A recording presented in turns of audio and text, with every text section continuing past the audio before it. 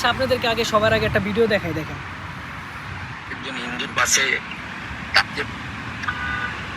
আপনাদের যদি কোনো রকম সহযোগিতা লাগে যে ভাইটা গেছে তার মাধ্যমে আমাকে জানাবেন, এবং একজন হিন্দু হিসেবে আরেকজন হিন্দুর পাশে দাঁড়ানোটা আমাদের কর্তব্য।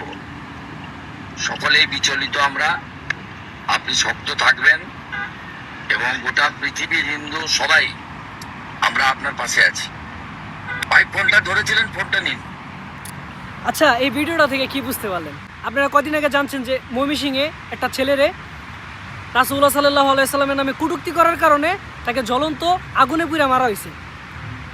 আমাগো দেশের বিষয়, আমাগো মাথা ব্যথা নাই, আর বিজেপি কোন নেতা ওই ফোন দিয়ে কইতেছে যে আমরা আপনাদের সাথে আছি। আপনি জাস্ট এটা চিন্তা করেন যে ইন্ডিয়ার ওই ময়মনসিংহ থেকে তার নাম্বারে সে কল দিতে পারে, মানে তাদের লিঙ্ক আপটা বাংলাদেশের মধ্যে কত দূর এখন পর্যন্ত হাসিনা নাই। যে রাসূলুল্লাহ সাল্লাল্লাহু আলাইহি সাল্লামের নামে কটূক্তি করার কারণে তোমার এত জ্বলতেছে, আর এখানে হাসিনা হাজার হাজার মানুষে মাইরা তুমি ইন্ডিয়া যায় বই রয়েছে, এটা কোনো সমস্যা নাই না?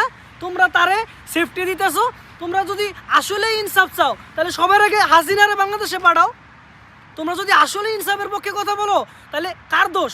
হাসিনা বিনা অপরাধে বিনা কারণে লাখ লাখ মানুষকে মেরে লেছে, আর ওরে মারার হক আমাগো ইসলামে আছে, আমাদের ধর্মে আছে। ভাই তুই আমার বাপের রেখো, কোনো সমস্যা নাই, তুই আমার রেখো, কোনো সমস্যা নাই, কিন্তু আমার নবী, আমার আল্লাহ আর আমার কোরআনের নামে যদি কোনো কটূক্তি হয় তাহলে তারে না, শুধু তার সাথে যে জড়িত, তারে যে সহযোগিতা করছে এবং তার পক্ষে যে কথা বলছে তারও সব আগুনে পুড়ে ফেলানো হইবে।